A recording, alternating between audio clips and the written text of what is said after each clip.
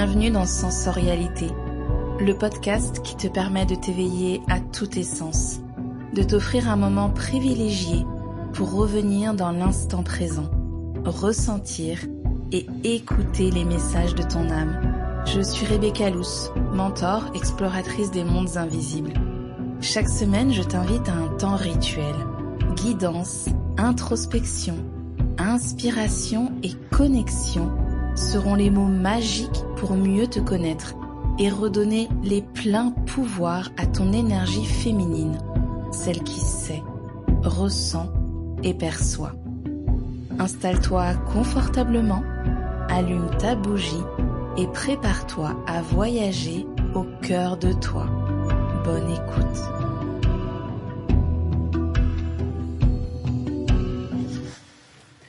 Ils étaient là, devant moi, 2 hommes et une femme. Mon ventre se serrait, comme vraiment s'il allait disparaître, rentrer à l'intérieur de lui-même. Mes larmes coulaient sans que je puisse les retenir. J'étais figée, et pourtant à l'intérieur de moi, il y avait un mouvement immense. Ça, c'était ma première constellation familiale. Je ne comprenais rien de ce qui se passait. Et pourtant, tout mon corps hurlait la vérité. Ce jour-là, j'ai compris quelque chose de fondamental. La souffrance que je portais depuis tant d'années n'était pas la mienne. Elle venait d'une autre femme de mon histoire familiale, de mes lignées, d'un poids invisible transmis de génération en génération. Peut-être que toi aussi tu connais ça, cette sensation de porter un fardeau qui ne t'appartient pas, cette tristesse, cette colère, ce blocage qui semble venir de nulle part. Dans cet épisode, j'ai envie de t'emmener explorer ces poids invisibles que nous portons de nos lignées, comment ils nous influencent au quotidien, comment les reconnaître et surtout comment s'en libérer pour retrouver sa place, sa légèreté, sa vie, parce que tant que tu es dans la vie d'un autre, d'une autre, tu n'es pas dans ta vie. Bienvenue dans cet épisode de Sensorialité dans lequel je vais t'inviter à plonger dans tes profondeurs pour libérer ce qui ne t'appartient pas et révéler qui tu es vraiment. Pourquoi aujourd'hui j'ai envie de parler des mémoires familiales ? Parce que ça a toujours été un sujet. Ça a été un sujet dans le ventre de ma mère. Ça a été un sujet quand, à l'âge de 5 ans, on m'a diagnostiqué une maladie de transmission génétique et que j'étais la seule. Ça a été un sujet dans de nombreuses situations de ma vie. Aujourd'hui, si tu me connais déjà un petit peu ou que tu me suis déjà, si c'est la première fois, je te le dis, je propose des immersions, des libérations, des voyages, des constellations familiales. Je propose d'explorer toutes les mémoires qui peuvent aujourd'hui être limitantes pour toi parce que toutes ces mémoires, elles peuvent créer des freins, elles peuvent créer des résistances. Et ce qui est le plus difficile, c'est qu'elles sont invisibles. Ces charges que nous portons qui ne nous appartiennent pas, elles sont invisibles et inconscientes. Dans cet épisode, j'ai envie de décortiquer un petit peu des mécanismes, des éléments concrets qui pourraient t'aider déjà à les reconnaître, savoir si c'est ton cas ou pas, et aussi te donner des clés, des ressources pour t'en libérer. Alors déjà, qu'est-ce que j'entends par ces poids invisibles ? Ce sont des loyautés inconscientes envers ses parents ou ses ancêtres. Dans ma lignée, on devient boulanger de père en fils. Eh bien, moi-même, je vais avoir du mal à réaliser mon propre rêve parce que de père en fils, on devient boulanger. Alors, c'est pas mon histoire, tu l'as compris, je pense. Mais ça peut être des métiers qui se transmettent. Ça peut être une lignée dans laquelle il faut travailler dur. Imaginons des gens qui sont issus peut-être de lignées qui ont été dans l'agriculture, dans le travail dans la terre, dans le labeur. Eh bien, si moi, j'envisage mon travail comme quelque chose de facile, de léger, l'argent rentre facilement, mes horaires sont flexibles, je voyage beaucoup. Peut-être que au bout d'un moment, je vais saboter ce métier idéal pour moi parce que je vais ressentir une loyauté inconsciente envers un de mes ancêtres, que je le connaisse ou non, parce que bien souvent ça remonte un peu plus loin. On peut déjà trouver beaucoup de choses chez nos parents, nos grands-parents, mais ça peut remonter plus loin, ça peut aller dans des générations un peu plus éloignées, et c'est là où ça devient invisible parce qu'on ne connaît pas ces histoires-là, et pourtant elles sont en train d'avoir un impact sur notre vie. Ça peut être aussi des poids émotionnels. Il arrive fréquemment, alors c'est plus fréquent sur les émotions inconfortables, mais ça peut aussi être le cas pour d'autres types d'émotions. Il arrive fréquemment qu'une personne me signale une tristesse qui n'est pas à elle. Et la personne le sait, et pourtant c'est là. Et pourtant ça envahit, et pourtant ça prend toute la place. Mais ça peut être aussi une colère. Pourquoi cette colère, elle est là? Je ne m'identifie pas à elle, je ne me reconnais pas. Ça peut être des secrets. Toutes ces choses qu'on peut porter et qui appartiennent finalement à un de nos ancêtres. Ça peut être aussi des histoires de place dans la famille. On peut porter pour un frère, pour une mère, pour un enfant qui n'est pas venu au monde, pour un enfant qui est venu au monde et qui est mort précocement dans notre propre structure familiale, frères, sœurs, parents, mais aussi peut-être pour un ancêtre qui n'a pas pu dépasser peut-être, je ne sais pas, 40 ans, 41 ans, 7 ans, 8 ans. Et parfois, on va se retrouver bloqué jusqu'à ce moment-là précis de notre vie. Il peut y avoir aussi dans ces poids invisibles des schémas que l'on répète. Des échecs avec une entreprise par exemple qui fait faillite. Et puis en remontant soit en psychogénéalogie, soit en constellation familiale, il va remonter une information indiquant que quelqu'un a déjà fait faillite et on est en train de se refiler ce schéma. C'est pas très joli refiler, mais c'est comme ça que ça peut se passer. Des relations. Tiens, je fais que de rencontrer des hommes qui ne reconnaissent pas ma valeur. Alors je vais me sentir toujours un petit peu en dessous, un petit peu rabaissée. Et puis on va se rendre compte que, tiens, finalement, ça ressemble un petit peu à l'histoire de ma tante, de ma mère, de ma grand-mère. Je suis en train de rester loyale à un schéma même s'il ne fait pas partie de mes valeurs, même s'il ne fait pas partie de ce qui m'anime et de ce qui me plaît. Et pourtant, par loyauté invisible, inconsciente, je vais rester fidèle à mon clan en continuant moi aussi à répéter ce schéma. J'en reparlerai après. Évidemment, si je viens t'en parler aujourd'hui, c'est que je le sais, j'y crois et que je le propose. On peut sortir de ces loyautés inconscientes et les constellations sont un espace idéal et vraiment extrêmement précieux pour ça. Il peut y avoir aussi des maladies qui se transmettent, des maladies respiratoires, des maladies de peau, des maladies aussi dans le système gynécologique féminin. Alors pareil, je ne suis pas en train de dire que la réponse à tout, c'est une constellation, mais lorsqu'on a beaucoup erré, lorsqu'on a beaucoup farfouillé, et ça a été mon cas, la constellation, les constellations, parce qu'en général on en fait plusieurs, on va lever comme ça on va ranger plusieurs boîtes dans les tiroirs de notre armoire, vont être extrêmement révélatrices dans ces espaces où nous n'arrivons pas à sortir de notre bocal. On peut avoir aussi une sensation dans ces points invisibles de porter quelque chose de trop lourd. Ça peut se manifester d'ailleurs dans le corps, les cervicales, les épaules, le dos.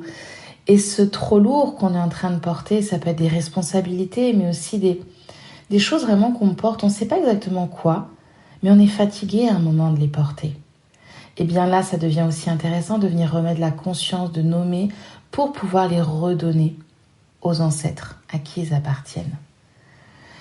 Moi, tout à l'heure, tu l'as entendu en début d'épisode, je t'ai partagé cette première constellation qui a été, à la fois j'étais déboussolée parce que ça se passait devant moi très clairement, mais que c'était si évident à tel point que je ne pouvais pas le nier. Je ne pouvais pas... Ce qui se passait là devant moi était en train de parler dans mon corps, dans chacune de mes cellules, et pourtant, j'arrivais pas à faire les liens. J'arrivais pas à comprendre ça. Ça arrive fréquemment en constellation. On voit quelque chose, les émotions nous submergent. On peut parfois aussi, vraiment dans le corps, vivre des choses très très fortes. Mais on n'arrive pas à remettre les pièces de puzzle, alors on n'arrive pas à le connecter. Et c'est vraiment important d'accepter que parfois, les pièces de puzzle sont complétées plus tard, parfois jamais, mais que ce qui compte, c'est ce que tu es en train de vivre dans cet instant. Ce que je vis là est ma réalité. Personne n'est en train de jouer un rôle. Moi-même, je ne suis pas en train de jouer un rôle. Je suis en train de me laisser traverser par quelque chose qui est tellement puissant que ma tête ne peut pas encore le recevoir. J'accepte de ne pas le recevoir. Et moi, ce que j'ai compris ce jour-là, c'est que cette histoire que j'ai longtemps cherchée dans diverses thérapies, en cherchant des états de conscience modifiés avec l'hypnose, n'était pas la mienne. Je ne pouvais donc pas la trouver. Ce n'était pas mon histoire. Et pourtant, c'était quelque chose qui venait me bouleverser, me toucher, me transpercer de l'intérieur. Mais ce jour-là, j'ai compris. Il appartenait à cette femme de ma lignée. Et en lui rendant, il y a eu un tel soulagement. J'en ai énormément pleuré. Si tu as déjà vécu ces moments où tu vides ton niveau d'eau par tes larmes, c'est épuisant, mais c'est tellement bon de pleurer parce que tu es en train d'évacuer quelque chose que tu portais, qui n'était pas à toi, et qui fait de la place. Et ça fait de la place pour toi, pour ta vie, pour ton identité, pour ton projet, pour ce que tu veux vraiment choisir toi en accord avec tes valeurs, tes envies, tes choix de vie. Parce que c'est ça qui se passe, c'est que tant que tu es dans la vie, tant que tu portes le poids, une loyauté d'une autre personne de ta lignée, tu ne peux pas être pleinement dans ta vie. Et ça, c'est un vrai sujet pour moi.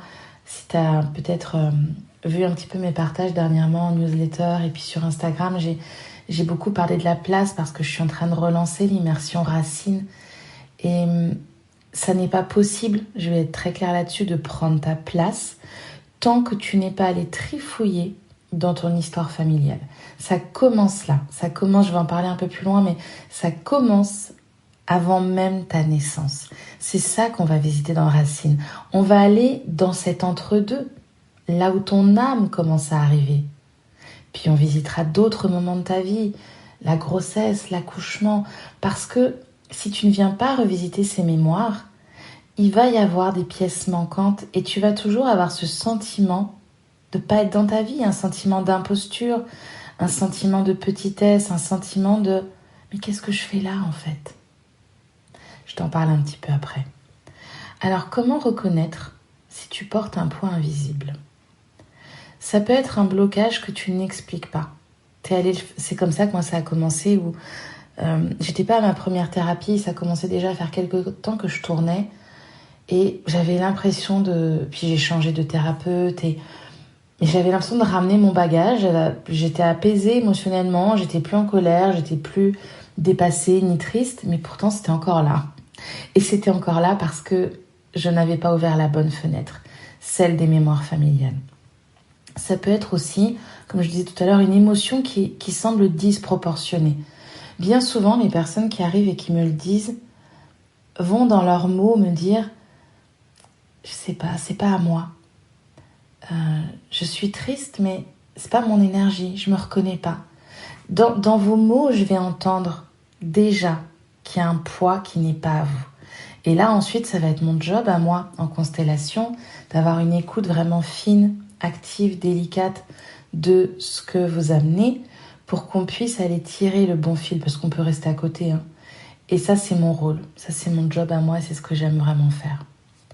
Ça peut être aussi un schéma qui se répète, comme je disais tout à l'heure, un métier, un destin tragique, des difficultés dont on a déjà entendu parler. Alors là, l'argent, par exemple, clairement, s'il y a des difficultés autour de l'argent, ne fais pas l'impasse. J'avais un moment un accompagnement, une immersion autour de l'argent. C'est pas possible de faire l'impasse sur les mémoires familiales, clairement. Si c'est un sujet pour toi en ce moment, constellation, et puis il n'y en aura pas qu'une, je pense. C'est pas possible. Il y a des bagages qu'on se trimballe, et avec l'argent et les femmes, il y en a beaucoup dans nos mémoires familiales. Ça peut être aussi une sensation de... En fait, tu le sais, même si tu sais pas le nommer, tu sais pas comment le dire, mais tu sens que c'est un truc qui est pas à toi. Les gens arrivent souvent, là j'essaie de trouver un exemple de ce qu'on m'a peut-être dit récemment, mais oh j'ai ce truc, là je sais pas à qui c'est, mais ça m'embête au quotidien. Enfin, les gens le savent. Quand je vous écoute, c'est votre inconscient qui va parler et je vais être très attentive. C'est pour ça que je prends des notes d'ailleurs, pour vraiment être au plus près de vous quand vous venez me consulter pour une constellation.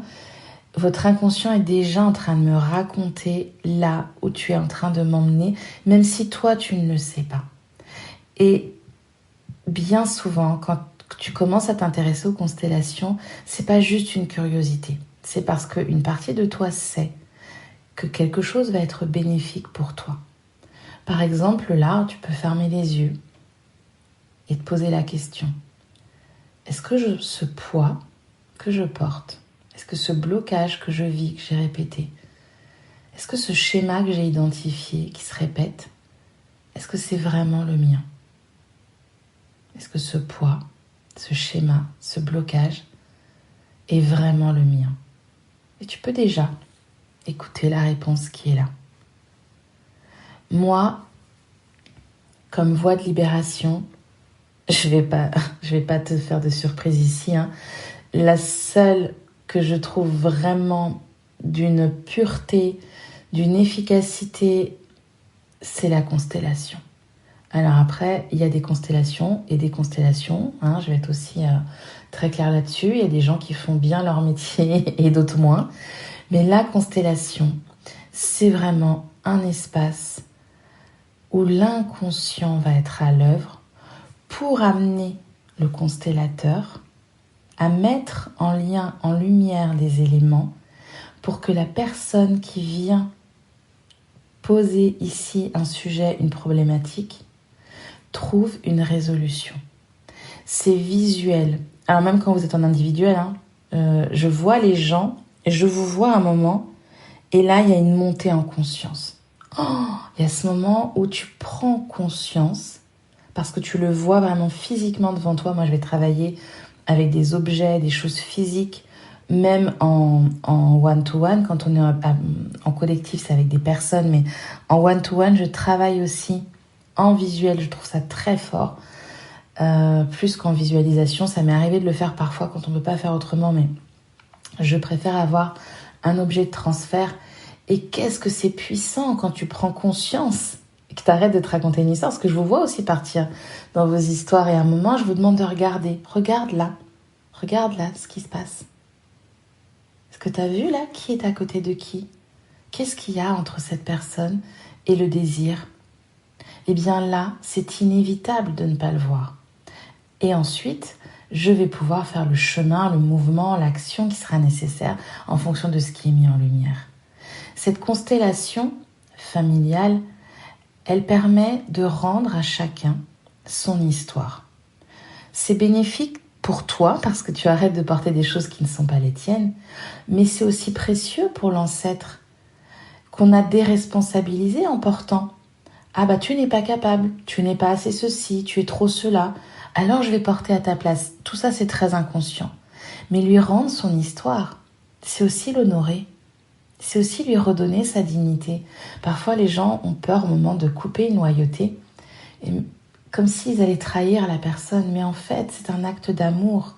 C'est un acte d'amour pour cette personne à qui on dit « mais tu es une personne responsable, adulte, tu as les ressources pour toi-même prendre soin de ce que tu feras ou non de cette histoire.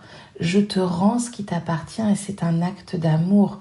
Je le fais parce que je t'aime. » Et moi, je m'aime au point de reprendre ma place et de te redonner la tienne.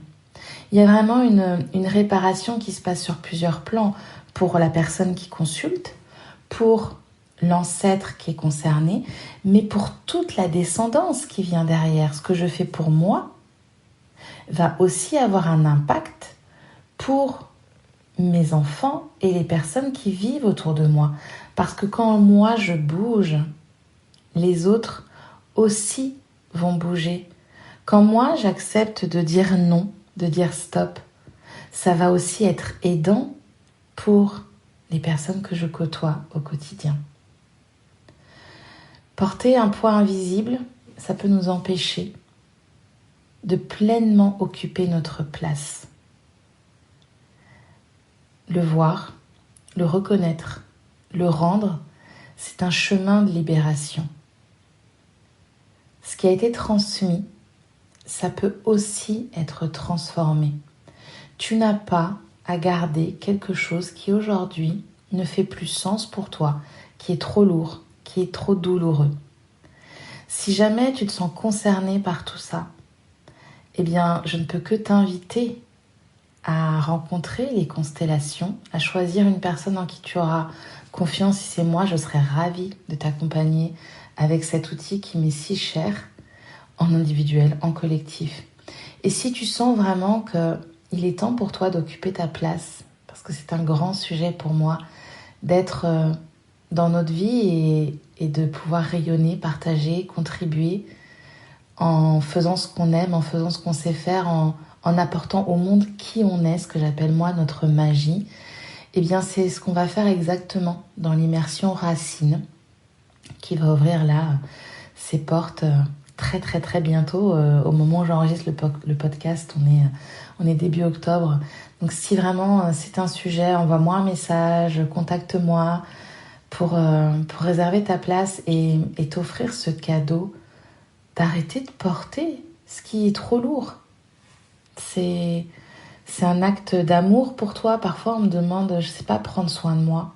Ben ça c'est une façon de prendre soin de toi, de te donner accès, d'oser t'autoriser à redonner ce qui est trop lourd pour toi. Je te remercie pour ton écoute. J'espère que cet épisode t'a aidé à comprendre, cerner, faire des passerelles pour toi par rapport à ces points invisibles. Et qui sait, peut-être si tu en as envie, à partager un espace de constellation ou une immersion autour de ces mémoires familiales avec moi. Je te dis à très bientôt pour un nouvel épisode.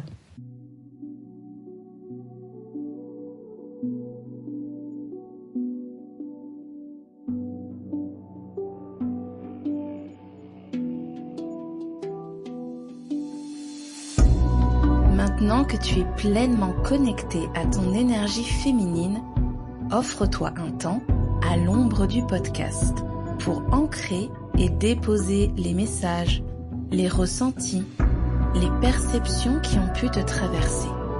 Si tu as apprécié ce moment, je t'invite à faire briller sensorialité avec des étoiles, des petits mots doux sur ta plateforme d'écoute préférée ou sur Instagram et à le partager à une personne chère qui pourrait elle aussi profiter de ce précieux rituel.